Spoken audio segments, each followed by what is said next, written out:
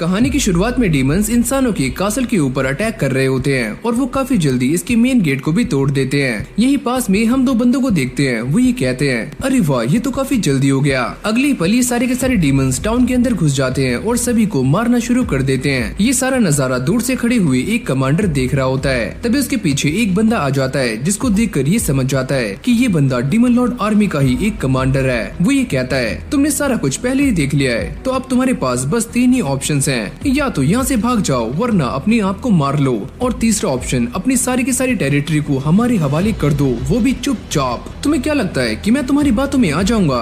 ये बोलने के बाद वो बंदा इसके ऊपर अटैक कर देता है। मैं ये जानता ही था कि तुम ऐसा ही करोगे, और वो अपने पावर्स का इस्तेमाल करके इस बंदे को जान से मार देता है। अब वो अपने साथी से ये कहता है, तुम एक काम करो, इस बंदे की सारी चोटों को हील कर दो और साथ में बाहर जो भी घायल हैं उनकी भी। जिसके बाद ये कमांडर विंडो के पास आकर एक बैरियर को एक्टिवेट कर देता है, और जैसे ये बाहर देखता है तो वो ये नोटिस करता है कि सारी की सारी वॉर ओवर हो चुकी है। पर ये सारा कुछ देखकर इस बंदे को काफी गिल्टी फील हो रहा होता है। वो ये कहता है कि मैंने ये सारा कुछ किया, लेकिन मैं ये करना नहीं चाहता। सभी को ऐसा लगता है कि मैं एक डीमन हूँ, लेकिन जैसे वो मास्क उतारता है तो ये बात सामने आती है कि ये एक इंसान है, और वैसे इस बंदे का नाम है ईके। फिर हमें एक पास्ट का सीन दिखाया जाता है जहाँ पर ये बात हमारे सामने आती है कि ईके को एक बंदे ने पाला था जिनका नाम था रॉमबर्ग, और वो एक ग्रेट मेज थे। यहाँ तक कि वो मैजिक के बारे में काफी अच्छे से जानते थे, और उन्हें जितनी भी नॉलेज थी उन्होंने सारी की सारी नॉलेज ईके को सौंप दी। लेकिन मरने से पहले वो ईके से ये कहते हैं कि तुम इसके बारे में किसी को भी मत बताना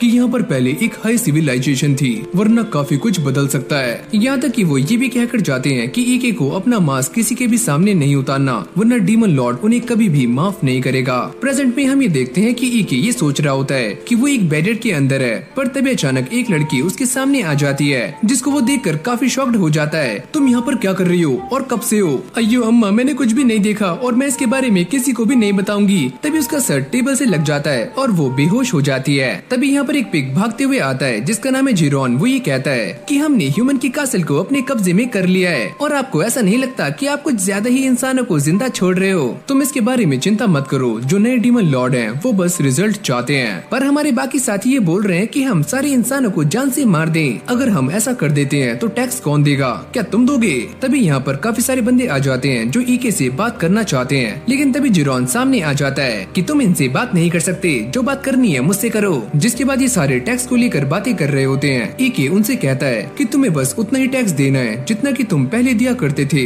ये सुनने के बाद सारे लोग काफी खुश हो जाते हैं, लेकिन एक बात याद रखना, अगर तुमने डीमन लॉर्ड की आर्मी से गद्दारी की तो तुम सारे जान से मारे जा सकते हो, और ये पहली और आखिरी वार्निंग है। ये सुनते ही इन सभी की फट जाती है, लेकिन तभी ईके यहाँ से टेलीपोर्ट हो जाता है, और जहाँ पर वो आता है उसके पीछे एक काफी बड़ा गोलम होता है जो कि उसे देखते ही उसके ऊपर अटैक्स करना शुरू कर देता है। पर ईके भी उसके सारे अटैक से बड़ी आराम से बच रहा होता है और अपनी पावर्स का इस्तेमाल करके उसे एक ही झटके में खत्म कर देता है। अरे वाह, तुम्हें देखकर यकीन नहीं हो रहा है कि तुम वही छोटे बच्चे हो जो कि पहले अपने ग्रैंडफादर के पीछे छुपा करते थे, लेकिन आज तुम काफी स्ट्रॉन्ग हो चुके हो। जिसके बाद हमें इस लड़की के बारे में बताया जाता है जिसका नाम है कैफिरो, और ये भी डीमन लॉर्ड की आर्मी में 7th कॉर्प्स की कमांडर है। ईके ये बताता है कि ये एक लौती डीमन है जो कि उसकी सच्चाई के बारे में जानती है। अभी दोनों ऐसे ही उस जगह के बारे में बातें कर रहे होते हैं जहाँ पर ईके गया हुआ था। वो ये कहता है, अगर आप मुझे बुलाना चाहती हो तो आप मुझे मैसेज भी कर सकती हो। अभी तक वो ये सोचता है कि कैफिरो उसे इसी बारे में जानना चाहती है, पर वो ये कहती है कि चलो मेरे साथ, कोई है जो कि तुमसे मिलना चाहता है, मेरे कंधे पर हाथ रखो। जैसे ही वो ऐसा करता है तो ये दोनों यहाँ से टेलीपोर्ट हो जाते हैं। अब यहीं से हमारा सीन चेंज हो जाता है जहाँ पर हम फिर से उसी लड़की को देखते हैं जिसके लिए ईके ने कुछ खाना और एक नोट रखा हुआ होता है, इसे खाओ और चुप रहो। अगले सीन में हम ये देखते हैं कि ईके डीमन कासल के सामने पहुंच चुका है, लेकिन यहाँ पर उसे काफी अजीब लग रहा होता है। आखिरकार वो एक इंसान जो है। आगे जाते हुए इन दोनों को गेट पर कुछ गार्ड्स मिलते हैं। ईके ये पूछता है, क्या ये लोग सभी को चेक करते हैं? अरे हाँ, ये लोग सभी को चेक करते हैं। अगर ऐसा हुआ तो मेरी आइडेंटिटी सभी के सामने आ जाएगी, खासकर डीमन लॉर्ड के सामने। अरे मेरे मुन्ना, इसके बारे में चिंता मत करो, मैं ये सारा कुछ संभाल लूंगी। ये बोलने के बाद वो ईके की बॉडी में काफी सारा मैजिक डालना शुरू कर देती है, जिससे उसकी बॉडी ग्लो कर रही होती है। ये देखकर सारे गार्ड्स काफी चौंक जाते हैं। वो ये कहते हैं कि हमें रॉमबर्ग के ग्रैंडसन से यही उम्मीद थी, तुम अंदर जा सकते हो, और वैसे भी रॉमबर्ग को कौन नहीं जानता। जिसके बाद ये दोनों अंदर आ जाते हैं। ईके ये बताता है कि इस कासल को ऐसे बनाया गया है जिससे हमें डीमन लॉर्ड की पावर्स के बारे में काफी अच्छे से जानकारी मिल जाती है। और भाई सच में ये कासल काफी ज्यादा बड़ा होता है, और ईके भी चलते चलते काफी थक जाता है। जैसे वो कैफिरो हीरो को देखता है तो वो हवा में फ्लॉट कर रही होती है। वो ये कहता है कि इस मैजिक का नाम है फ्लाइट और मैं भी ये मैजिक कर सकता हूँ, लेकिन मैं उतना अच्छा नहीं हूँ। अब अगले सीन में ये दोनों डीमन लॉर्ड के कमरे के सामने आ जाते हैं। कमांडर उसे कहती है कि तुम बस यहीं रुको, पहले मैं अंदर जा रही हूँ और मैं डीमन लॉर्ड से बात करूंगी। ये बोलने के बाद वो अंदर चली जाती है। फिर हमें इस डीमन लॉर्ड के बारे में बताया जाता है जो काफी खतरनाक और क्रूअल है। एक ये बताता है कि ये वाला डीमन लॉर्ड काफी खतरनाक है और किसी को भी उसकी एबिलिटी के तौर पर जज करता है, और जो बंदा इस डीमन लॉर्ड को सबसे अच्छा लगता है ये उसे अच्छे से यूज करता है, चाहे फिर उस बंदे के अंदर मैजिक हो या फिर नहीं। एक भी ये सोचता है कि ये मेरा भी पहली बार है जब मैं एक डीमन लॉर्ड से मिलने वाला हूँ। तभी कमांडर यहाँ पर आ जाती है, तुम अंदर आ सकते हो। पर जैसे ही अंदर आता है तो वो ये देखता है कि ये डीमन लॉर्ड एक लड़की है। वो ये कहती है कि तुमने उस एरिया को एक ही हफ्ते में कैप्चर कर लिया, तुम तो सच में काफी कमाल के हो। मैंने बस वैसा किया जैसा मुझे ऑर्डर दिया गया था और सारा का सारा क्रेडिट मेरी कमांडर को जाता है। तुम काफी दयालु लगते हो और तुम्हारी बातें सुनकर तो ऐसा लग रहा है कि तुम एक इंसान हो। ईके ये सोचता है कहीं मैंने कुछ गलत तो नहीं बोल दिया, कहीं मैं फंस न जाऊं। तभी कमांडर बीच में बोल जाती है। वो ये कहती है कि इस बंदे का नाम है ईके और ये रोमबर्ग का ग्रैंडसन है। ओह तो ये बात है, अब मैं समझी कि ये बंदा ऐसा क्यों है और इसने लोगों को क्यों नहीं मारा। अब इस सिचुएशन में ईके का दिमाग भी सनकना शुरू हो जाता है। वो ये सोचता है मुझे ऐसा लगता है कि मैंने काफी बड़ी गलती कर दी है और मुझे डीमन की तरह सोचना चाहिए था और सारे इंसानों को जान से मार देना चाहिए था। अब ईके सारी बातों को सुलझाते हुए ये कहता है अगर हम इंसानों के अंदर डर पैदा करेंगे तो वो कभी भी हमारी बातों को या हमारे ऑर्डर को ओबे नहीं करेंगे, और पास्ट में भी ऐसा काफी बार हो चुका है जैसे कि आप जानती हो। डीमन लॉर्ड ये कहती हैं क्या ये सारी बातें रोमबर्ग का ओपिनियन थी? अरे हाँ कुछ ऐसा ही। पर डीमन लॉर्ड से कुछ देर बात करने के बाद ईके ये समझ जाता है कि वो भी पास्ट में हायर सिविलाइजेशन के बारे में काफी कुछ जानती हैं जैसे कि रोमबर्ग जानते थे। तभी अचानक वो टेलीपोर्ट होकर ईके के सामने आ जाती हैं और वो ये कहती हैं कि तुम बाकी डीमन से काफी अलग हो और अगली बार जब तुम मुझसे मिलो तो प्लीज अपना ये मास्क हटा लेना क्योंकि मैं तुम्हारा असली चेहरा देखना चाहती हूँ। ये बोलने के बाद वो यहाँ से चली जाती हैं। उनके जाते ही ईके अपना मास्क उतार देता है और काफी नर्वस लग रहा होता है। कमांडर उससे कहती है कि तुम तो एक नंबर के फट्टू हो। अभी दोनों ऐसे ही डीमन लॉर्ड के बारे में बातें कर रहे होते हैं। कमांडर ये कहती है कि शुक्र मनाओ उन्होंने तुम्हारा मास्क नहीं उतरवाया वरना तुम्हारी बैंड बच जाती। अब अगले सीन में ईके दोबारा से उसी जगह पर आ जाता है जहाँ पर इस लड़की ने सारा खाना खा लिया होता है और वो घोड़े बेचकर सो रही होती है। जैसे ईके उसे उठाता है तो ये लड़की काफी शॉक्ड हो जाती है। मैंने तुम्हारा चेहरा नहीं देखा, प्लीज मुझे मत मारो, मुझे यहाँ से जाने दो प्लीज। अच्छा ठीक है मैं तुम्हें मारने वाला नहीं हूँ, पर मुझे ये बताओ कि तुम्हारा नाम क्या है? वो ये कहती है कि मेरा नाम है 13। क्या 13? काफी अजीब नाम है। वो ये बताती है कि वो एक स्लेव है और उन्हें ऐसे ही नंबर से रिफर किया जाता है। अब ईके उससे कहता है कि मैं तुम्हें ऐसे ही जाने नहीं दे सकता क्योंकि तुम्हें मेरी असलियत पता है, तो मैं तुम्हारे साथ क्या करूं? ये सुनते ही 13 की हालत टाइट हो जाती है। वो ये कहती है कि मैं इसके बारे में किसी को भी नहीं बताऊंगी, प्लीज मुझे जाने दो। वैसे इस लड़की का असली नाम है सैटी। तभी ईके उससे कहता है कि मैं तुम्हें एक ही शर्त पर छोड़ सकता हूँ, तुम्हें मेरी स्लेव बनकर रहना होगा। अगर तुम्हें ये शर्त मंजूर है तो।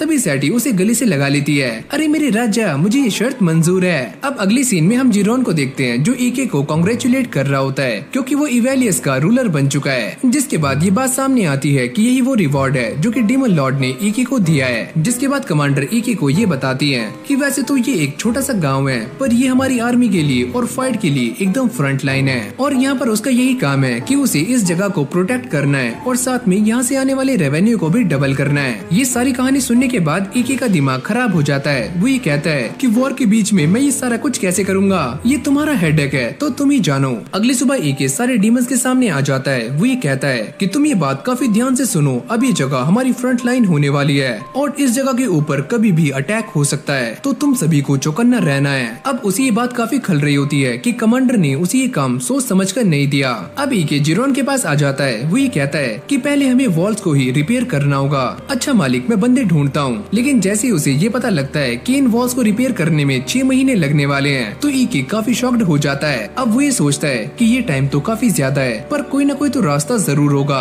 और तभी उसके दिमाग की बत्ती जल जाती है और वो ये कहता है कि हम ये सारा काम 1 महीने में ही खत्म कर सकते हैं। जिरोन ये सुनने के बाद काफी शॉक्ड हो जाता है, ये काम तो इम्पॉसिबल है। पर अगले सीन में हम ये देखते हैं कि डीमंस और ह्यूमंस दोनों ही एक साथ काम कर रहे होते हैं। जिरोन ये सोचता है कि पहली बार मैंने ह्यूमंस और डीमंस को एक साथ काम करते हुए देखा है, ईके तो काफी कमाल के हैं। यहाँ तक कि ईके ने इन सभी को काम करने के लिए सैलरी पर रखा हुआ है और इसलिए सारे जी जान लगाकर काम कर रहे हैं। जिरोन ये सोचता है कि अब मुझे पता लगा कि ये डीमन लॉर्ड आर्मी में इतने ब्रिलियंट कमांडर कैसे हैं। यहाँ पर ये सारे डीमंस एक काफी बड़े पत्थर को हिलाने का ट्राई कर रहे होते हैं, पर उनसे ये नहीं होता। तभी यहाँ पर ईके आ जाता है, जो कि अपनी मैजिक का इस्तेमाल करके इस बड़े पत्थर को एक ही झटके में चकनाचूर कर देता है, जिसको देखकर ये सारे के सारे लोग काफी चौंक जाते हैं। और भाई ये सारा कुछ देखकर जिरोन की आंखों में आंसू आ जाते हैं। अरे मालिक, आप तो सच में काफी कमाल के हो और आपको देखकर ऐसा लगता है कि आप ही अगले डीमन लॉर्ड बनने वाले हो। आई शपथ। अभी सारे के सारे डीमंस एक और जगह पर जाकर वहाँ पर कब्जा करने का ट्राई कर रहे होते हैं और यहाँ पर जो लोग हैं यानी कि इंसान, वो अपनी मैजिक का इस्तेमाल करके इन्हें रोकने का ट्राई करते हैं, पर ये डीमंस काफी स्ट्रॉन्ग हैं। मेन गेट को तोड़ने के बाद ये सारे डीमंस अंदर घुस जाते हैं और सभी को मारना शुरू कर देते हैं।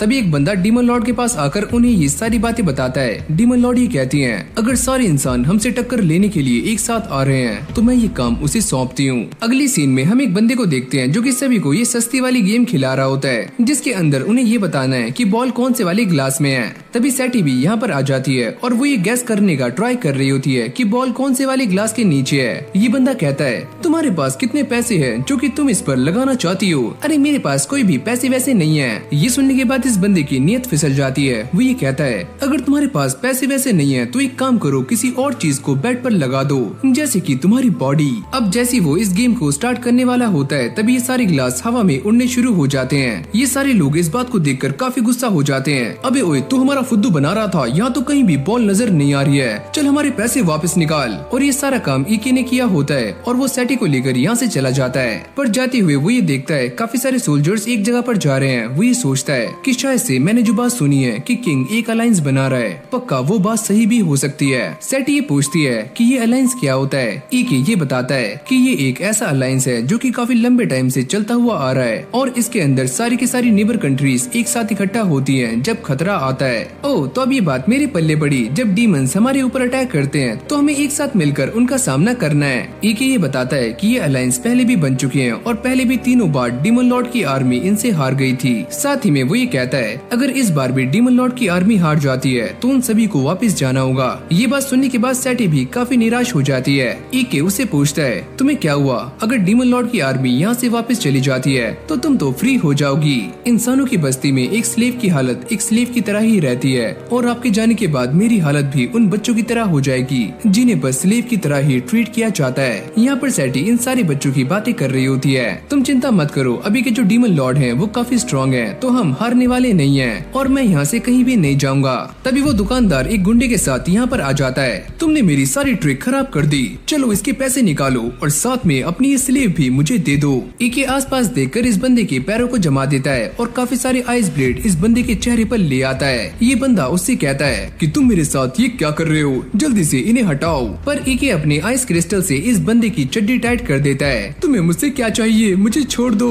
तुम मुझे ये बताओ कि ये सारी की सारी आर्मी यहाँ पर क्या कर रही है और ये सारे इतनी जल्दी में कहाँ पर जा रहे हैं। पहले तो ये बंदा इस बारे में बताने से मना करता है, लेकिन बाद में ईके के डराने के बाद ये बंदा मान जाता है और सारी पोल पट्टी खोलनी शुरू कर देता है। वो ये कहता है कि अभी यहाँ पर एक अलायंस बनाया गया है जिसका नाम है अलायंस ऑफ किंग, लेकिन इसमें से ही एक पार्टी ऐसी है जो कि अलायंस से पहले ही डीमन लॉर्ड की आर्मी पर अटैक करना चाहती है और ये सारे सोल्जर्स वहीं पर जा रहे हैं। ईके भी ये समझ जाता है कि वो सारे लोग ऐसा क्यों कर रहे हैं ताकि वो इस किंगडम में ज्यादा नाम कमा सकें और अपने आप को सबसे आगे रख सकें। क्या तुम मुझे ये बता सकते हो कि वो लोग कहाँ पर अटैक करने वाले हैं? वो सारे एक ही जगह पर अटैक करेंगे जिसका नाम है इवेलियस, क्योंकि वहाँ का गेट काफी कमजोर है। अब यहीं से हमारा सीन चेंज हो जाता है जहाँ पर ईके काम कर रहा होता है। तभी उसके सामने एक लड़की आती है। वो ये कहती है कि ईके, तुम इतने टाइम से कहाँ पर थे और तुम्हारा कोई भी अता पता नहीं है और तुम्हारे साथ वो लड़की कौन है? तभी सैटी भी यहाँ पर आ जाती है। वो ये कहती है कि मैं इनकी मेड हूँ। क्या तुम मेड? तुम तो काफी बदसूरत हो। चलो ईके, एक काम करो, इस लड़की को यहाँ से भेज दो और मैं तुम्हारी मेड बन जाती हूँ। ये सुनने के बाद सैटी को भी काफी गुस्सा आ जाता है। इसकी भैंस की टैंट ये कहाँ से आ गई? अब अगले सीन में हम रोज़ेरा की आर्मी को देखते हैं जो कि इवेलियस के ऊपर अटैक करने के लिए एकदम तैयार होती होते हैं उनके लीडर ये कहती है कि चलो अपने काम पर लग जाओ। पर अगली पल हम ये देखते हैं कि जमीन के अंदर से काफी सारे स्केलेटन्स बाहर निकलने शुरू हो जाते हैं। तुम सारे आगे बढ़ते रहो, ये सारे स्केलेटन्स हमारा कुछ भी बिगाड़ नहीं सकते। लेकिन अगली पल यहाँ पर और भी ज्यादा डीमंस आ जाते हैं और साथ में ये बंदा भी मारा जाता है। इस फाइट को देखकर ऐसा लगता है कि ये सारे डीमंस इन सभी के ऊपर काफी भारी पड़ रहे हैं, जिसके बाद ये आर्मी रिट्रीट कर लेती है। जीरोन इसको देखकर ये कहता है इस व्हाइट नाइट ने काफी अच्छा काम किया, पर अच्छा ही है कि ये सारे लोग वापस जा रहे हैं। वो ये कहता है कि ये सारा कुछ इसलिए हो पाया क्योंकि आप हमारे साथ हो। पर तभी अचानक हम ये देखते हैं कि ईके पर एक तीर से हमला होता है जिससे वो बेहोश हो जाता है। जब ये सारी बातें रोजेरा के कमांडर तक पहुंचती हैं, तो वो ये सुनने के बाद काफी गुस्सा हो जाते हैं। वो ये कहते हैं एलिस्टर ने ऐसा कैसे किया, उसने आर्मी के साथ रिट्रीट क्यों किया। अब मैं किंग को इसके बारे में क्या जवाब दूंगा, मेरी तो नाक ही कट जाएगी। इस तरफ जैसे ही ईके को होश आता है तो वो ये देखता है कि कमांडर उसके साइड में लेटी हुई हैं। वो ये पूछता है कि आप यहाँ पर क्या कर रही हो। अरे मेरे राजा, तुम मुझसे ऐसे सवाल क्यों कर रहे हो, मैंने तुम्हारी जान बचाई है। पर मुझे हुआ क्या था। कमांडर ये बताती है कि जब तुम्हें वो एरो लगा तो तुम बेहोश हो गए थे और मैंने तुम्हें हील किया। अब वो ईके से ये कहती हैं कि इस फाइट के दौरान भी कोई इंसान मारा नहीं गया, तो अब तुम डीमन लॉर्ड को क्या जवाब दोगे। कहीं ऐसा ना हो कि उन्हें दोबारा से तुम्हारे ऊपर शक हो जाए। पर मैं एक ऐसा तरीका ढूंढ रहा हूँ जिससे इंसान और डीमंस एक साथ रह पाए और वो कभी भी अलग ना हो। कमांडर उसे ये कहती है एक काम करो, तुम यहाँ पर रुककर आराम करो क्योंकि तुम एक इंसान हो, ना कि हमारी तरह एक डीमन। अब वो इस एरो को देखकर ये सोचता है कि किसी ने मेरे ऊपर पीछे से अटैक किया। इसका मतलब तो ये है कि कोई न कोई पहले से ही कासल के अंदर मौजूद था। पर तभी अचानक वो लड़की यहाँ पर आ जाती है और ईके से चिपकना शुरू कर देती है। जैसी सैटी ये देखती है तो वो भी ईके के पास आ जाती है। ये डीमन सैटी को परेशान कर रही होती है कि तुम एक इंसान हो तो तुम ईके के इतने करीब मत आओ, और वो ईके से और भी ज्यादा चिपक जाती है। ये देखकर सैटी को भी काफी गुस्सा आ जाता है और अभी दोनों लड़कियां लड़ना शुरू कर देती हैं। तभी जीरोन यहाँ पर आ जाता है और वो इसे उठाकर सीधा बाहर फेंक देता है। तुम ये मेरे साथ क्या कर रहे हो, जल्दी दरवाजा खोलो। ये देखकर सैटी भी काफी खुश हो जाती है। तुमने काफी अच्छा काम किया। ईके अपने साथी से कहता है कि तुम मेरा एक काम करो, मुझे उस सोल्जर के बारे में पता लगाना है जिसने मेरे ऊपर अटैक किया था। तभी ईके को इस बात का पता लगता है कि जिस लड़की ने उसके ऊपर अटैक किया था यानी कि एलिस्टर, वो अभी प्रिजन में है। तो ईके उससे मिलने के लिए आ जाता है और साथ में वही डीमन लड़की भी होती है। वो ये कहती है कि आप यहाँ पर अकेले क्यों जा रहे हो, यहाँ पर खतरा भी हो सकता है। पर मुझे उस लड़की से कुछ बात करनी है। पर लिलिस उसे बार बार छेड़ रही होती है कि हम दोनों यहाँ पर अकेले हैं तो हम दोनों काफी सारी मौज मस्ती कर सकते हैं, चलो करें। ईके उसके ऊपर काफी गुस्सा हो जाता है। अगर तुम्हें मेरे साथ चलना है तो चुपचाप चलो। अब आगे जाने के बाद वो ये देखता है कि सामने कुछ गार्ड्स खड़े हुए हैं। ईके ये सोचता है कि वो आगे कैसे जाएगा, लेकिन तभी लिलिस आगे चली जाती है और वो इस गार्ड को मारकर बेहोश कर देती है। चलो अब अंदर चलते हैं। अब अंदर आने के बाद ईके ये देखता है कि ये जगह सच में काफी बड़ी है और यहाँ पर एलिस्टर को ढूंढना काफी मुश्किल होने वाला है। लेकिन तभी लिलिस एक बंदे को बेहोश कर देती है और उससे कीज ले लेती है। और जब ये दोनों टॉप फ्लोर की तरफ जा रहे होते हैं तभी अचानक उनके सामने काफी सारे गार्ड्स आ जाते हैं। लिलिस ये कहती है कि तुम बस आगे जाओ, इन सभी को मैं संभाल लूंगी। जैसे ईके यहाँ से जा रहा होता है तभी उसे चिल्लाने की आवाज आती है और जब वो पीछे मुड़कर देखता है तो लिलिस ने इन सभी की काफी गंदी हालत की होती है, यानी कि वो इन्हें काफी गंदे तरीके से मार रही है। जिसके बाद ईके उस रूम में पहुंच जाता है पर वो ये देखता है कि यहाँ पर एलिस्टर नहीं है और तभी अचानक एक लड़की उसके ऊपर अटैक कर देती है। पर ईके इससे बड़ी आराम से बच जाता है और वो बार बार ईके के ऊपर अटैक्स कर रही होती है। पर ईके उसकी एक ही कंटाप मारकर उसे नीचे गिरा देता है। अब ईके उसे गिराने के बाद उससे ये पूछता है कि मेरा बस तुमसे एक ही सवाल है कि पिछली बैटल में तुमने मुझे मारने के लिए एक असैसिन को हायर किया था। पर उसकी आवाज सुनने के बाद एलिस्टर को ऐसा लगता है कि वो एक डीमन नहीं है और वो ये पूछती है क्या सच में तुम एक डीमन हो, तुम ये कैसी बातें कर रही हो, क्या तुम्हें मेरे ऊपर शक है। तभी अचानक वो ये देखता है कि यहाँ पर कुछ गार्ड्स भागते हुए आ रहे हैं जिससे ईके का ध्यान भटक जाता है। तभी एलिस्टर उसकी गर्दन पर चाकू रख देती है। बस तुम अब ये मत कहना कि तुम एक इंसान हो। और अब से हम एलिस्टर को एलिस कहने वाले हैं। जिसके बाद यहाँ पर गार्ड्स आने शुरू हो जाते हैं। एलिस उससे कहती है कि तुम हिलना मत। हाँ ठीक है। अब वो अपनी पावर्स का इस्तेमाल करते हुए सारे टाइम को फ्रीज कर देता है जिससे ये सारे के सारे नाइट्स भी स्लो हो जाते हैं। जैसे एक नाइट उसके ऊपर पीछे से अटैक करता है तो ईके उसके अटैक से बड़ी आराम से बच जाता है। वो इसे उठाकर फेंकने वाला होता है पर ईके उसे बचा लेता है। लेकिन जिस जगह पर एलिस खड़ी हुई थी वो जगह भी टूट जाती है और जैसी वो नीचे गिरने वाली होती है तो ईके उसे आकर बचा लेता है। अब ये दोनों एक दूसरे को अपने बारे में बताते हैं। ईके ये कहता है कि मैं डीमन लॉर्ड की आर्मी का एक कमांडर हूँ और मेरा नाम है ईके। अब ईके उसे दोबारा से वही सवाल करता है क्या तुमने बैटल के दौरान मुझे मारने के लिए एक एक असेसिन को वहाँ पर भेजा था, पर एलिस उसे कुछ भी बताने से मना कर देती है। वो ये कहती है कि मैं एक नाइट हूँ तो मैं तुम्हें कुछ भी बता नहीं सकती। और अब वो उसे पकड़कर खोपचे में ले जाता है और अपनी माइंड रीडिंग टेक्निक का इस्तेमाल करके उसके दिमाग से सारी इन्फॉर्मेशन को बाहर निकाल लेता है। ये देखकर लिलिस को काफी गुस्सा आ जाता है। ये तुम क्या कर रहे हो? ये तो तुम कभी भी मेरे साथ भी कर सकते हो। अच्छा ठीक है, मैं यहाँ से जा रहा हूँ। जब वो यहाँ से जा रहा होता है तो एलिस उसको रोक लेती है कि तुम बस यहाँ पर इसीलिए आए थे ताकि तुम मेरी हार पर हंस सको। मैं यहाँ पर कुछ और जानने के लिए आया था और वो मुझे पता लग चुका है। ये सुनने के बाद एलिस भी काफी शॉक्ड हो जाती है। पर मैंने तुम्हें कुछ भी नहीं बताया। लिलिस उससे कहती है चलो ना कुछ करते हैं, पर ईके उसे इग्नोर करके यहाँ से चला जाता है। इस तरफ ईके दोबारा से अपने ऑफिस में आ जाता है। वो सैटी को सारा कुछ समझा रहा होता है कि हम इस जगह पर चावल को उगा सकते हैं और इसे उगाने से हमें काफी ज्यादा फायदा होने वाला है। वो ये भी कहता है कि यहाँ की लैंड काफी ज्यादा फर्टाइल है, लेकिन ये सारी बातें सेठी के सर के ऊपर से जा रही होती हैं, यानी कि उसे कुछ भी समझ नहीं आ रहा होता। अब ईके उसे शॉर्ट में ही समझाता है कि ऐसा करने से हम काफी सारा खाना खा सकते हैं और साथ में हमें काफी सारा टैक्स भी मिलने वाला है। अरे वाह, आप तो काफी कमाल के हो और साथ में काफी इंटेलिजेंट भी। अब सैटी उसे ये पूछती है पर मैं इस बारे में नहीं जानती कि चावल को कैसे बनाते हैं। ईके उसे कहता है इस बारे में तो मुझे भी नहीं पता, लेकिन मुझे थोड़ा बहुत पता है। पहले फ्लेम को कम रखना है, फिर थोड़ा ज्यादा, और तुम ऐसे ही चावल को बना सकती हो। चलो मैं काम पर लग जाती हूँ। अब ईके अपनी सारी की सारी डीमन आर्मी के सामने आ जाता है। वो ये कहते हैं कि आपने हमें यहाँ पर क्यों बुलाया, इसके बारे में तुम्हें काफी जल्दी पता लग जाएगा। अगर मैं सारी चीजों को कंबाइन करूँ तो इससे एक बात तो साफ होती है कि वो एरो हमारे दुश्मनों का है। ईके ये समझ जाता है कि हमारी डीमन आर्मी के अंदर कोई न कोई पक्का स्पाई है। तभी वो अपनी माइंड रीडिंग टेक्निक का इस्तेमाल करता है और तभी उसे एक गॉब्लिन की आवाज आती है, क्या मैं पकड़ा गया? ओह अच्छा, तो तुम ही स्पाई हो। अब वो ये सारा कुछ बताने के लिए कमांडर के पास आ जाता है। वो ये कहती है क्या तुम इसके बारे में जानते हो कि स्पाई कौन है? वो ये कहता है कि मैंने इसके बारे में सारी इन्वेस्टिगेशन कर ली है और मुझे ये पता लग गया है कि डीमन लॉर्ड की आर्मी में जो स्पाई है उसका नाम है जेस, जो कि एक वन आई गॉब्लिन है। जिसके बाद ये दोनों इसी बारे में बातें कर रहे होते हैं कि वो जेस को कैसे पकड़े। कमांडर उससे कहती है कि हम उससे बस एक ही काम करवा सकते हैं और वो है उससे बदला लेना। अब अगली सीन में एक बंदा जेस के पास आता है और वो ये कहता है हमें अभी अभी इन्फॉर्मेशन मिली है कि ईके कमांडर से मिलने के लिए गया हुआ है। जेस उसे ये कहता है पर ये कैसे हुआ? वो उस एरो से इतनी जल्दी हील कैसे हो सकता है? क्या तुमने वो एरो सही जगह पर मारा था? अरे हाँ, मैंने उन्हें मारने के लिए एरो को सीधा उनकी छाती के आर पार कर दिया था। यहाँ पर एक और बंदा आकर ये बताता है कि हम अपने एक और साथी से कांटेक्ट नहीं कर पा रहे हैं। जेस को ऐसा लगता है कहीं हम पकड़े तो नहीं गए। अगले सीन में ईके उससे मिलने के लिए यहाँ पर आ जाता है। जेस उससे कहता है कि आपको मुझे बताना चाहिए था कि आप यहाँ पर आ रहे हो।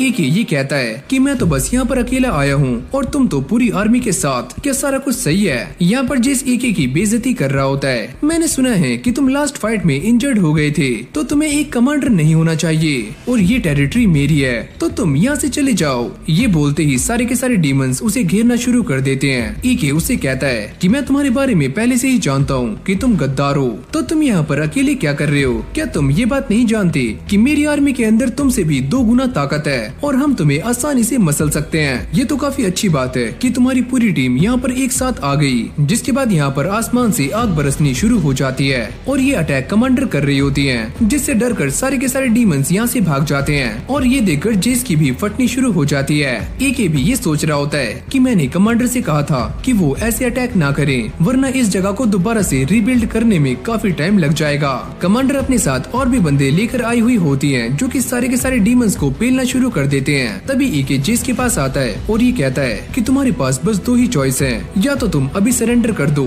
या फिर बाद में जब तुम सारा कुछ खो दोगे। ये सुनते ही जेस की दिमाग की सनक जाती है और वो अपने साथियों से कहता है कि तुम सारे इसे जान से मार दो। और जैसे वो ईके को मारने के लिए सामने आते हैं तो ईके अपनी पावर्स का इस्तेमाल करते हुए उन सारे गॉब्लिन्स को मिट्टी में मिला देता है और इसी मौके का फायदा उठाकर जेस छुप जाता है। उसके साथी उससे ये कहते हैं कि मालिक आप कहाँ पर हो? तुम सारे मरते रहो जब तक कि मैं यहाँ से भाग नहीं जाता। जैसे वो यहाँ से भागने का ट्राई करता है तो उसके सामने एक काफी बड़ा डीमन आ जाता है, लेकिन वो यहाँ से टेलीपोर्ट होकर एक अलग ही जगह पर पहुँच जाता है, यानी कि बच जाता है। तो फाइनली मैं बच गया और मैंने जो ये रास्ता बनाया था वो मेरे काम आ ही गया और तुम बस देखते जाओ कि असली वॉर अब शुरू होने वाली है। पर तभी यहाँ पर एक जोरदार धमाका होता है और ये धमाका ईके ने किया होता है। जेस ये देखकर काफी शॉक्ड हो जाता है। तुम यहाँ पर कैसे आए? ईके उससे कहता है तुम्हारे यहाँ पर आने से पहले मैंने तुम्हारे साथ अपना एक फैमिलियर छोड़ दिया था और इसीलिए मैं यहाँ पर काफी आराम से आ पाया।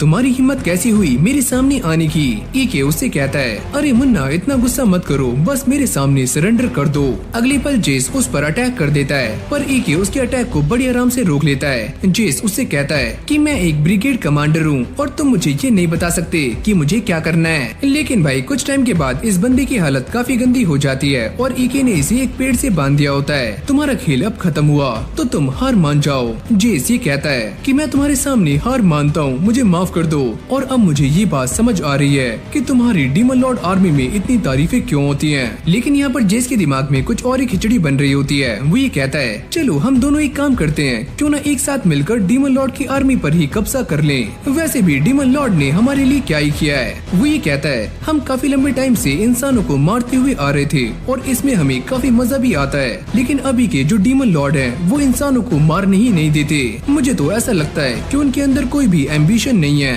तो क्या तुम मेरा साथ देने के लिए तैयार हो? अबे चल बे छपरी, तेरा साथ कौन देगा? तो ये लो।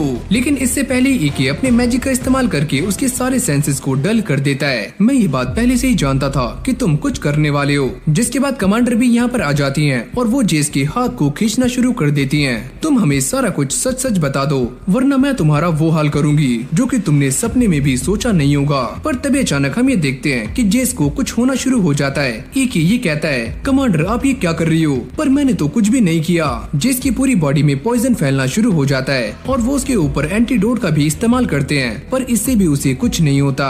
कमांडर भी ये देखकर समझ जाती हैं कि पक्का तुम्हें किसी न किसी ने पावरफुल पॉइजन दिया है और मुझे ऐसा लगता है कि वो तुम्हारे साथियों में से ही कोई एक है, यानी कि तुम्हारे साथियों ने भी तुम्हारे साथ गिव अप कर दिया है। ये सुनने के बाद जेस उन्हें नाम बताने ही वाला होता है, पर वो मर जाता है। जाते हुए एक ही सोचता है कि मुझे इसे देखकर काफी अजीब लग रहा है। मैं ये जानता हूँ कि ये यही डिजर्व करता था, पर इसके साथियों ने आखिरी वक्त में इसे अबंडन कर दिया। शायद से मैं ये सारा कुछ इसलिए सोच रहा हूँ क्योंकि मेरे अंदर इंसानी दिल है। अब यहीं से हमारा सीन शिफ्ट हो जाता है जहाँ पर ये दोनों डीमन लॉर्ड के सामने आ जाते हैं। वो ये कहती हैं, तुम ये बात जानते हो ना कि तुम यहाँ पर क्यों आए हो? कमांडर ये कहती हैं कि हमने उस इंसान के बारे में सारा कुछ पता लगा लिया है जो कि इस सब के पीछे है, और वो भी डीमन लॉर्ड की आर्मी में थर्ड कॉर्प्स का हेड है जिसका नाम है पास्टियो। डीमन लॉर्ड ये कहती हैं, क्या तुम्हारे पास इसका कोई प्रूफ है? उसने मेरे वाइस कमांडर को अपने साथ कर लिया था और वो मुझे और ईके को मरवाना चाहता है, और ऐसा भी हो सकता है कि वो आपके पीछे भी हो। तो ऐसी बात है तो इसके बारे में तुम्हारा क्या कहना है? फिर हम पीछे बास्टियो को देखते हैं। वो ये कहता है, इन दोनों ने मिलकर ही अपने वाइस कमांडर को जान से मार दिया है और अब ये दोनों मुझे फंसाना चाहते हैं। शायद से ये दोनों ऐसा इसलिए कर रहे हैं क्योंकि ये मुझसे थर्ड कॉर्प्स को छीनना चाहते हैं, और ये लड़की ये तो एक चुड़ैल है तो ये तो ऐसा करेगी ही।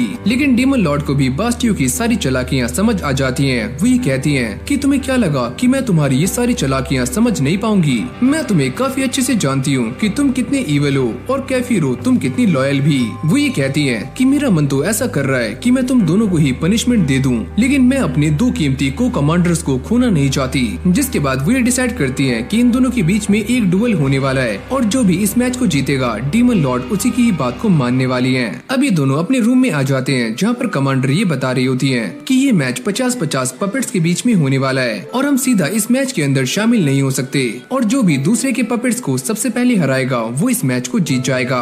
एक ये कहता है कि डीमन लॉर्ड ने ये काम काफी मुश्किल कर दिया, वो सीधा ही तुम दोनों के बीच में फाइट भी तो करवा सकती थी। कमांडर ये कहती है, इसमें कुछ न कुछ तो ऐसा है जो कि डीमन लॉर्ड हमारे बीच में टेस्ट करना चाहती हैं, और इस मैच के अंदर हम अपनी जगह किसी और को भी भेज सकते हैं, और ईके तुम मेरी जगह पर जाने वाले हो, पर ये फाइट तो आपकी है तो आप मुझे क्यों भेज रही हो? मैंने बस वो तरीका चुना है जिससे कि मेरे जीतने के चांसेस काफी ज्यादा हैं। जिसके बाद ईके उस जगह को देखने के लिए आ जाता है जहाँ पर ये डुएल होने वाली है। कमांडर उससे ये कहती है कि मैं इस बात को काफी अच्छे से जानती हूँ कि तुम्हारी स्किल्स काफी अच्छी हैं और मैं अपनी जान को तुम्हारे हाथों में सौंपती हूँ। अब ईके अपने साथी के साथ में खड़ा हुआ ये सोच रहा होता है, कमांडर ने अपनी जान की जिम्मेदारी मेरे ऊपर सौंप दी है, सच में मेरे ऊपर काफी ज्यादा बर्डन है। जिरोन भी यहीं पर खड़ा हुआ होता है। वो ये कहता है कि मालिक आपको क्या हुआ? मैं बस यही सोच रहा हूँ कि मैं इस फाइट को कैसे जीतूं। अब अगले सीन में ये दोनों उन पपेट्स को देखने के लिए आ जाते हैं जिनको ये इस मैच के अंदर इस्तेमाल करने वाले हैं। एक ये बताता है कि इन सारी की सारी पपेट्स की स्ट्रेंथ एक जैसी है और यहाँ पर जो वेपन्स रखे हुए होते हैं ये उनका भी इस्तेमाल कर सकते हैं। जिरोन ये देखकर काफी खुश हो जाता है। मुझे ऐसा लगता है कि डीमन लॉर्ड काफी दयालु हैं और उन्होंने आपको वेपन्स भी दिए हैं। जिसके बाद ईके अपने ऑफिस में आ जाता है। तभी सेठी उसके लिए चाय लेकर आती है।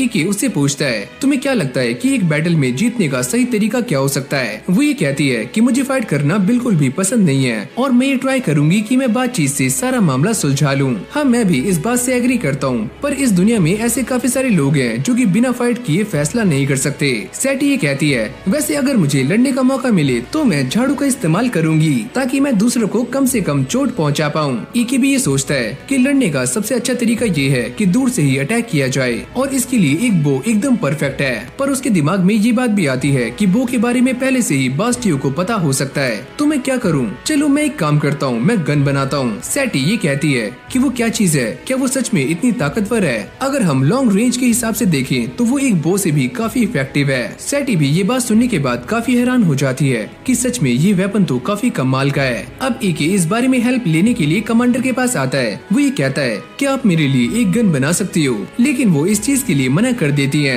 पर आपने मुझसे कहा था कि आप एक एल्केमिस्ट हो और आप कुछ भी बना सकती हो। अरे मुन्ना, मैं एक भगवान नहीं हूँ और मैं एक ऐसी चीज नहीं बना सकती जिसको मैंने आज तक देखा ही ना हो। जैसे वो इस गन के बारे में एक्सप्लेन करना शुरू करता है तो कमांडर उसके ऊपर पानी फेंक देती है। ये सारी बातें छोड़ो और मुझे ज्वाइन करो। अब एक बंदा बास्टियो के पास आकर उसे ये बताता है कि हमें ये पता लगा है कि कैफिरो इस फाइट में हिस्सा नहीं लेंगी, वो अपनी जगह पर ईके को भेजने वाली हैं। मुझे तो ऐसा लगता है कि वो डर चुकी हैं। बेवकूफ, वो 7th कॉर्प्स की कमांडर है, उसके पास पक्का कोई न कोई और प्लान होगा।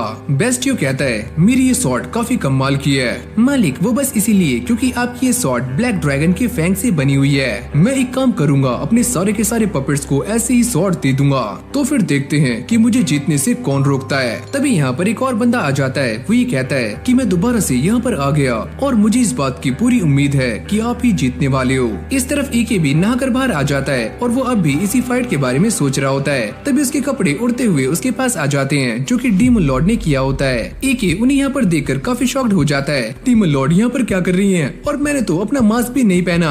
अब वो अचानक से उसके सामने आ जाती हैं और ये कहती हैं कि चलो इसको खोलो। और जैसे ईके इसे खोलता है तो इसके अंदर काफी सारी गन्स होती हैं। ये देखकर ईके भी काफी शॉक्ड हो जाता है। क्या सच में इतनी सारी गन्स? डीमन लॉर्ड उससे कहती हैं, ईके क्या तुम इन्हीं को ढूंढ रहे थे? वैसे मैं ईके नहीं हूँ, मुझसे छुपाओ मत, मैं तुम्हारे बारे में सारा कुछ जानती हूँ और ये सारी बातें मुझे रॉमबर्ग ने बताई थी और उन्होंने अपनी सारी नॉलेज तुम्हें दी है, वो मैं साफ साफ देख सकती हूँ। ये सारी बातें सुनने के बाद ईके की काफी ज्यादा फट रही होती है। वो ये पूछता है, अगर आप ये बात पहले से ही जानती थी कि मैं एक इंसान हूँ तो आपने मुझे जान से क्यों नहीं मारा? ये सारा कुछ मैंने बस इसीलिए किया क्योंकि मैं अपनी एक विश को पूरा करवाना चाहती हूँ और इससे कोई फर्क नहीं पड़ता कि मेरे पास कितनी पावर्स हैं। ईके उनसे ये पूछता है, पर आपका ड्रीम क्या है? मैं इस दुनिया को बनाना चाहती हूँ और इसके लिए मुझे काफी सारे लोगों की जरूरत है जो कि मैं अकेले नहीं कर सकती। ईके उनसे कहता है कि जैसा आप चाहती हो वैसा ही होगा और मैं आपको सर्व करने के लिए तैयार हूँ। अब यहीं से हमारा सीन शिफ्ट हो जाता है जहाँ पर कैफिरो इन गन्स के लिए बुलेट बना रही होती हैं। ईके उनसे कहता है, इनका साइज थोड़ा बड़ा है, इन्हें छोटा करो ताकि ये गन्स के अंदर आसानी से फिट हो पाएं। जिसके बाद ये सारे गन्स को टेस्ट कर रहे होते हैं जिससे यहाँ पर एक काफी तेज धमाका होता है जिसको देखकर ये सारे लोग काफी चौंक जाते हैं। कमांडर ये कहती है, क्या ये तुमने किया? क्योंकि मैंने कोई भी मैजिक यहाँ पर सेंस नहीं किया है। तभी यहाँ पर एक लड़की आ जाती है। वो ये कहती है कि आपने हमसे जैसा कहा था वो हमने बना दिया है। अब ईके इन सभी को ये समझाता है कि इन सारी चीजों को मिलाने के बाद एक गन पाउडर बनता है और उससे ही ये धमाका हुआ। जिसके बाद ईके इस लड़की को 500 बुलेट्स और बनाने का ऑर्डर दे देता है। कैफिरो भी ये काम करने से मना कर रही होती है। मैं ऐसा काम नहीं करती क्योंकि इससे मेरी स्किन खराब हो जाती है, ये काम तो काफी डिटेलिंग का है। जिरोन भी ये कहता है कि मैं भी तुम्हारी हेल्प करूंगा। नहीं नहीं, तुम रहने दो। यहाँ पर ये सारे के सारे डीमंस इस डुएल को देखने के लिए काफी एक्साइटेड हो रहे होते हैं। बास्टियो ये कहता है, क्या तुम्हारे पास बस यही शील्ड है जिससे कि तुम लड़ने वाले हो?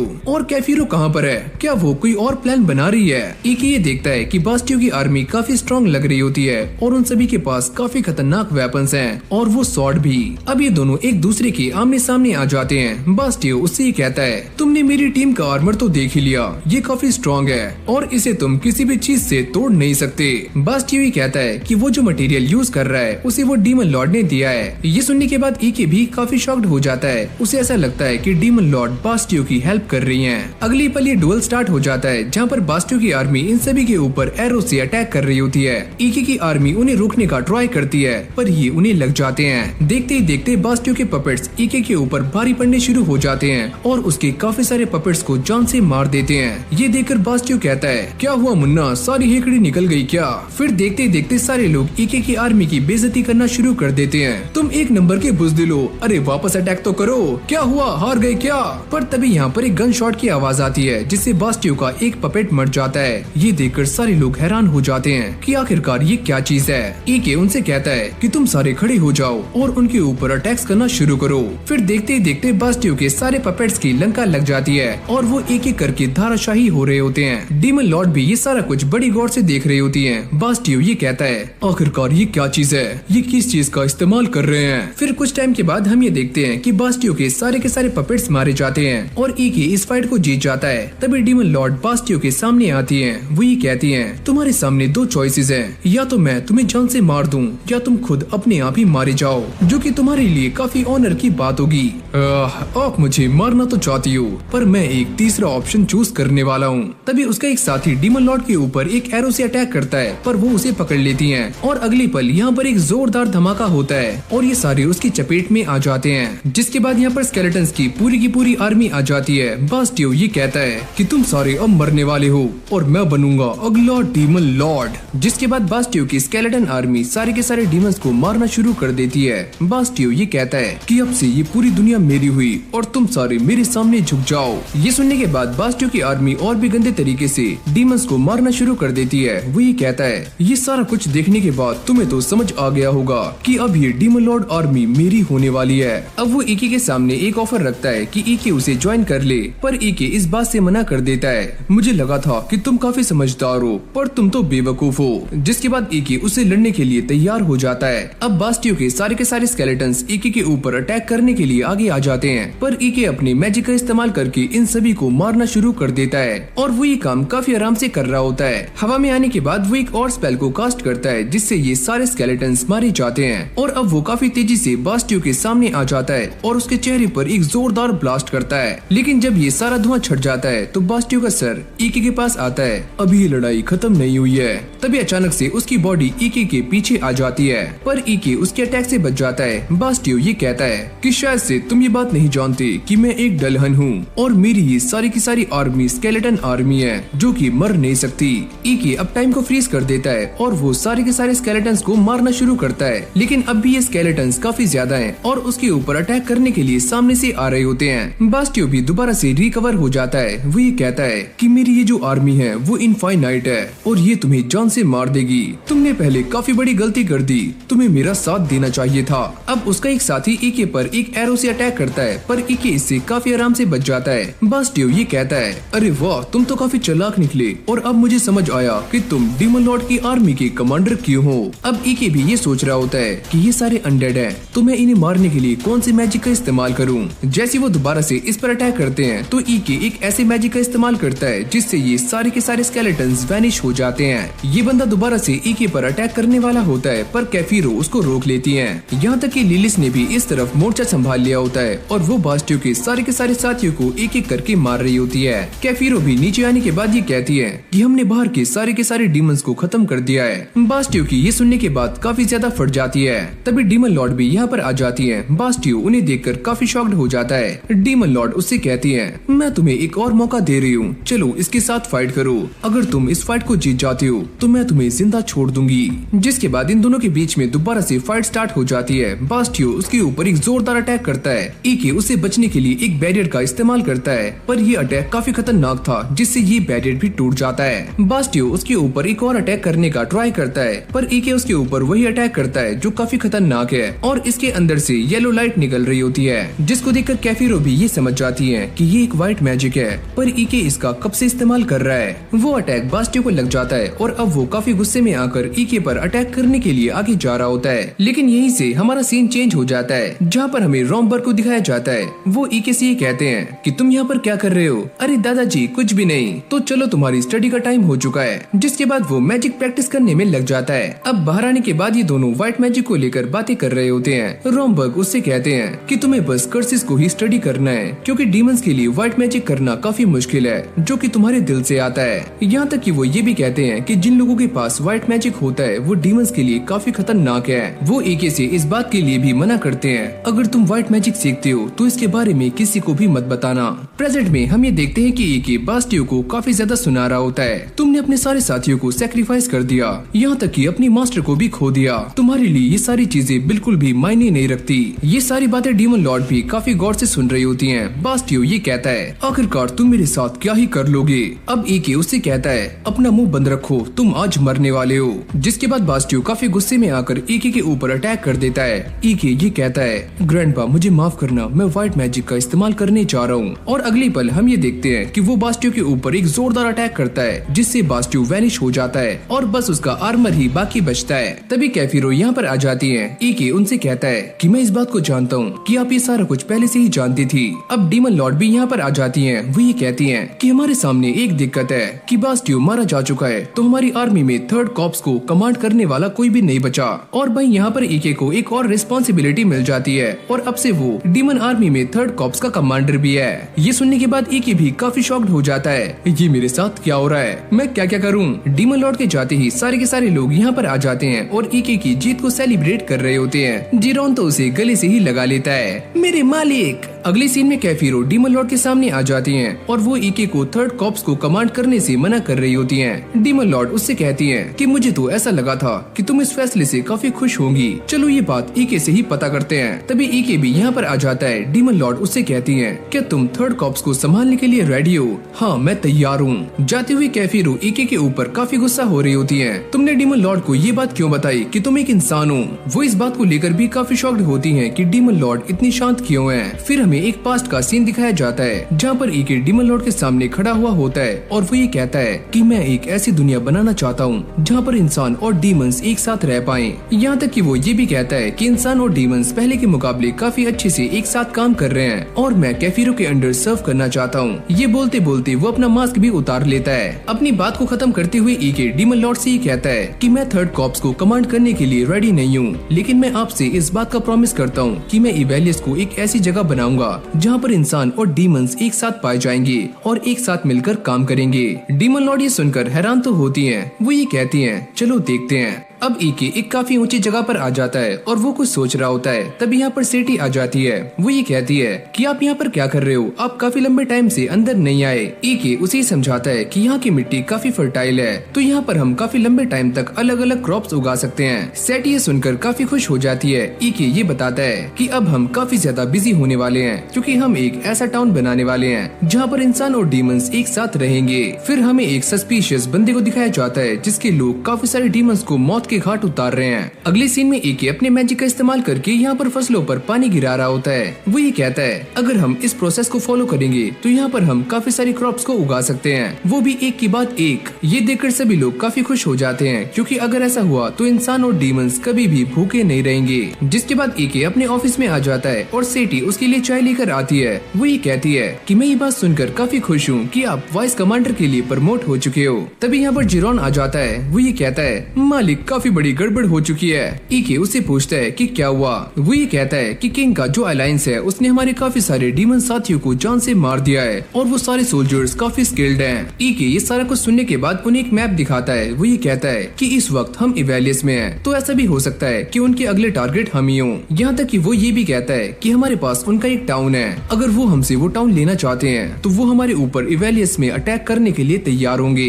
इन सभी को इस बात की चिंता हो रही होती है कि डीमन 1 वर्सेस 1 में काफी स्ट्रॉन्ग होते हैं, पर इतने सारे इंसानों के सामने वो पानी कम चाय हैं, यानी कि हार भी सकते हैं। ईके ये कहता है अगर हम सारे हार गए तो हम सभी को दोबारा से डीमन कासल के अंदर जाना होगा और अगर ऐसा हुआ तो मेरा सपना चकनाचूर हो जाएगा, जहाँ पर मैं इवेलियस को एक ऐसी जगह बनाना चाहता हूँ जहाँ पर इंसान और डीमंस एक साथ रहने वाले हैं। फिर हमें दोबारा से उसी लड़की को दिखाया जाता है जो कि इस गन को शूट कर रही होती है। वो ये कहती है कि इस गन को एक बार इस्तेमाल करने के बाद ये गन पूरी तरह से तबाह हो जाती है। कैफिरो भी ये सोचती है कि वो इन्हें ज्यादा बेटर कैसे बना सकते हैं। ईके भी ये कहता है कि अगर हम उन इंसानों की अलायंस से लड़ने वाले हैं तो हमें कुछ ऐसे वेपन्स चाहिए जो कि सारे लोग आसानी से इस्तेमाल कर पाएं। वो लड़की ये कहती है कि हमें इनका मास प्रोडक्शन करने में काफी दिक्कतें आ रही हैं और हमें कुछ ऐसे लोग चाहिए जो कि मेटल का काम करने में काफी माहिर हों। कैफिरो ये कहती है कि ये काम तो बस एक ही लोग कर सकते हैं और वो है ड्वार्फ्स, लेकिन वो एक फाइट के बाद काफी अलग अलग हो चुके हैं और उन्हें ढूंढना काफी मुश्किल है और हमें काफी सारे डॉट्स लगने वाले हैं। इसका बस पास एक ही तरीका है, अगर हम डॉर्फ के किंग को अपने पास ला पाए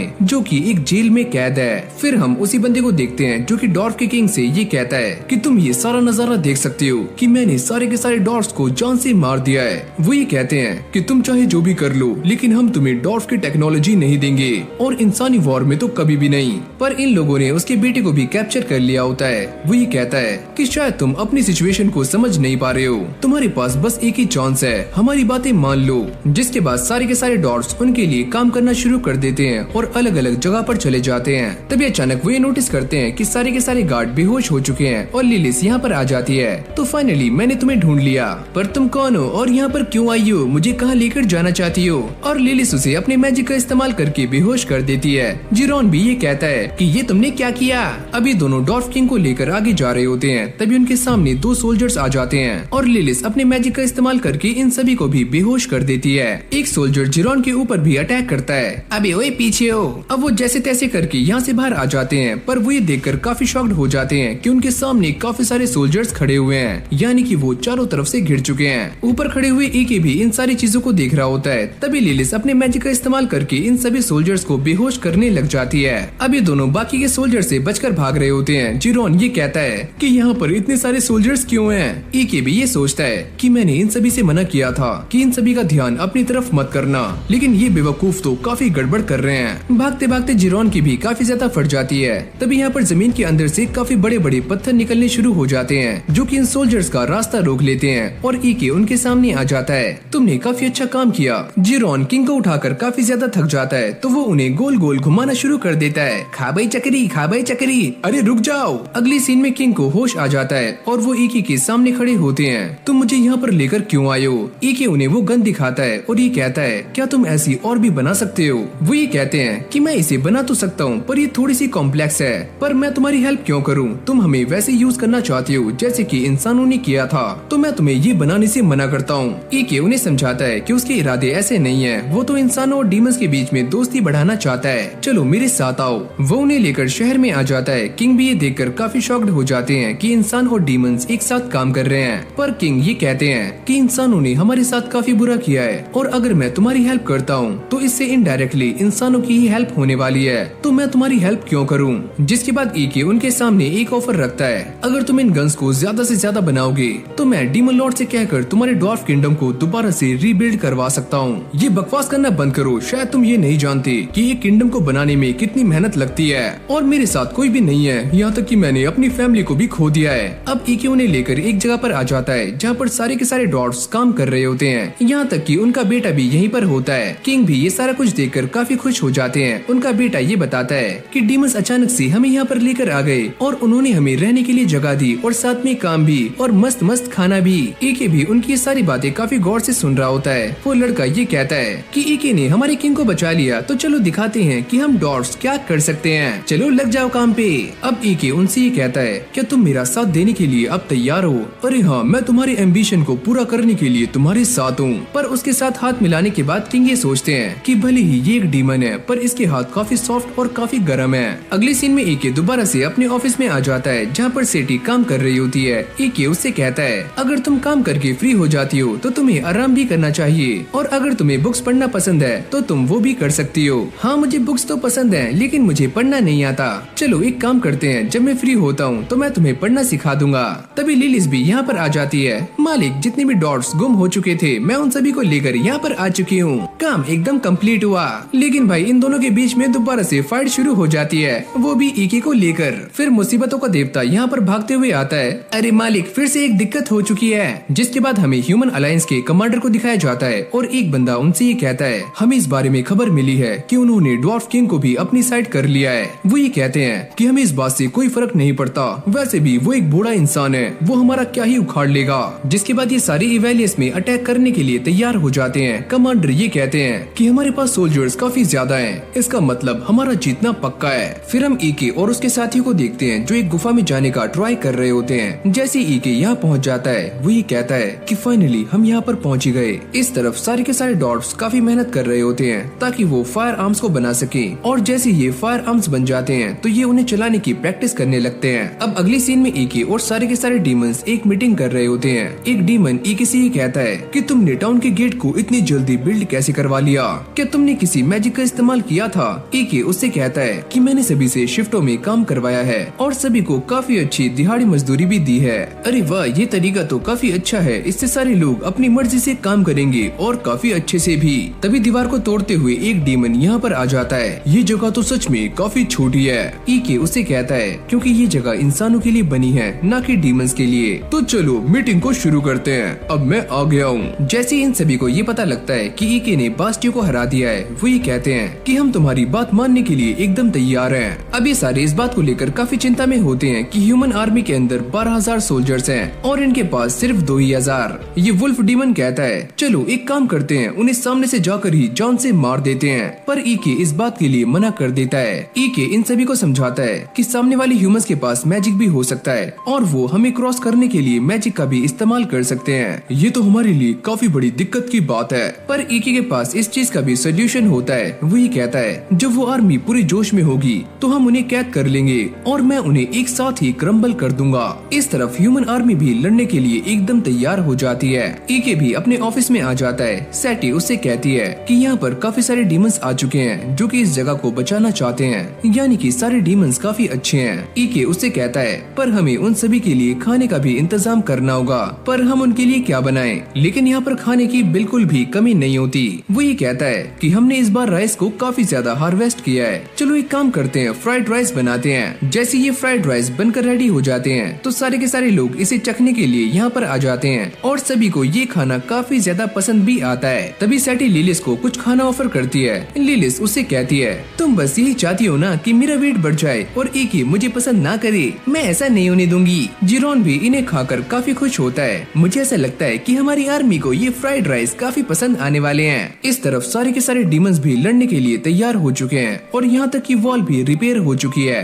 और वेपन्स भी तैयार हैं। अगली पल यहाँ पर अलायंस ऑफ किंग आ जाती है। सारे के सारे डीमंस भी चौकन्ने हो जाते हैं, लेकिन यहाँ पर रहने वाले ह्यूमंस की काफी ज्यादा फट रही होती है। जिरोन भी ईके को ये बताता है कि वो आर्मी यहाँ पर आ चुकी है, जिसके बाद ईके सभी को लेकर कासल के सामने आ जाता है। ईके इन सभी से कहता है अगर हम एक बार हार गए तो हमें दोबारा से वापस जाना होगा। हमें इस टाउन में रहने वाले सारे लोगों को प्रोटेक्ट करना है, चाहे फिर कुछ भी हो जाए। फिर हम इस अलायंस को देखते हैं जहाँ पर ये दोनों लोग बातें कर रहे होते हैं। ये जगह दिखने में तो काफी छोटी है, मैं इस जगह को आसानी से ही तबाह कर सकता हूँ और ये जिन वेपन्स का इस्तेमाल करने वाले हैं वो काफी ज्यादा हाईटेक और एडवांस हैं। तुम सारे लोग हमला करो। और अगली पल हम ये देखते हैं कि ये लोग डीमंस के ऊपर अटैक कर देते हैं, लेकिन जैसे ही हमला डीमंस पर लगने वाला होता है तभी ईके अपने शील्ड को एक्टिवेट कर देता है। ओ अच्छा, तो ये सारे मैजिक का इस्तेमाल कर रहे हैं। ये बोलते ही वो दोबारा से डीमंस के ऊपर अटैक कर देते हैं और ईके भी एक बैरियर बनाकर इस अटैक को आराम से रोक लेता है। वो ये सोचता है कि ये वाला अटैक पहले से काफी अजीब है। सारे के सारे डीमंस इस चीज को देखकर काफी खुश हो रहे होते हैं। अरे मालिक, आप तो काफी कमाल के हो और हमने आपसे यही एक्सपेक्ट किया था, आप सबसे स्ट्रॉन्ग हो। ईके ये सोचता है कि उन सभी का अगला अटैक क्या होगा। दोबारा से वही अटैक करो। अब वो दोबारा से उन्हीं पत्थरों और एरो से डीमंस के ऊपर अटैक करते हैं। इन सभी को ऐसा लगता है कि वो ह्यूमंस काफी बेवकूफ हैं कि बार बार ईके अटैक कर रहे हैं, लेकिन तभी ईके ये सेंस करता है कि सामने से एक अलग सी रोशनी आ रही है और तभी अचानक से उसका बैरियर गायब होना शुरू हो जाता है, जिसके बाद ये सारे के सारे अटैक्स आकर सीधा डीमंस को लग जाते हैं। ईके ये देखता है कि सामने वाली आर्मी के अंदर काफी सारे मैजिशियंस हैं जो कि अपने मैजिक का इस्तेमाल कर रहे हैं। अब पहली स्क्वाड भी डीमन से लड़ने के लिए मैदान में आ जाती है। जिरोन ये कहता है कि मालिक हमें भी आगे जाना चाहिए, पर ईके उसको रोक देता है और तभी अचानक हम ये देखते हैं कि यहाँ पर काफी सारे बड़े बड़े डीमंस आ जाते हैं जो कि पत्थरों के नीचे इस पहली स्क्वाड को कुचल देते हैं। ये देखकर बाकी सोल्जर्स की फटनी शुरू हो जाती है और वो एक पल के लिए थोड़े से थम जाते हैं, जिससे ये डीमंस का शिकार बन जाते हैं। लेकिन अब भी काफी सारे सोल्जर्स बाकी हैं, जिसके बाद ये इस कासल में जाने का ट्राई करते हैं, पर डीमंस उन्हें रोकने के लिए एकदम तैनात हैं। ये फाइट देखते ही देखते काफी इंटेंस हो जाती है, जिसमें ह्यूमंस और डीमंस दोनों ही मारे जा रहे होते हैं। कमांडर ये कहते हैं मुझे ऐसा लगता है कि हम उन्हें काफी जल्दी हरा देंगे, पर अभी मुझे काफी भूख लग रही है। वो ये डिसाइड करता है कि वो इस फाइट को काफी जल्दी खत्म करने वाला है। उसका साथी ये कहता है पर हम ये कैसे करेंगे, जिसके बाद वो एक ऐसी स्ट्रेटेजी के बारे में बताता है जिससे उनके लोग भी मारे जा सकते हैं। ये बोलते ही वो इस अटैक को करना शुरू कर देते हैं, जिससे डीमंस के साथ साथ इंसान भी मारे जाते हैं। साथ में कासल की वॉल भी काफी ज्यादा डैमेज हो जाती है। ये लड़कियां भी ये सारा कुछ देखकर काफी हैरान हो जाती हैं। ये इंसान तो सच में काफी बुरे हैं, इन्होंने अपने साथियों को भी नहीं छोड़ा। ये कमांडर दोबारा से इन सभी के ऊपर हमला करने के लिए कहता है। ईके को इसे देखकर काफी गुस्सा आ आ रहा होता है, इसकी भैंस की टैट। जिसके बाद ये सारे के सारे सोल्जर्स कासल में घुसने शुरू हो जाते हैं। लिलिस ये कहती है कि ये तो काफी ज्यादा बुरा हो रहा है, इन सभी को यहीं पर रोक लो। जिसके बाद सारे डीमंस भी यहाँ पर आ जाते हैं और इन सभी को रोकने का ट्राई कर रहे होते हैं। एक को भी काफी गुस्सा आ रहा होता है और इस तरफ सैटी घायल डीमंस का इलाज कर रही है जो कि काफी इंजर्ड हो चुके हैं।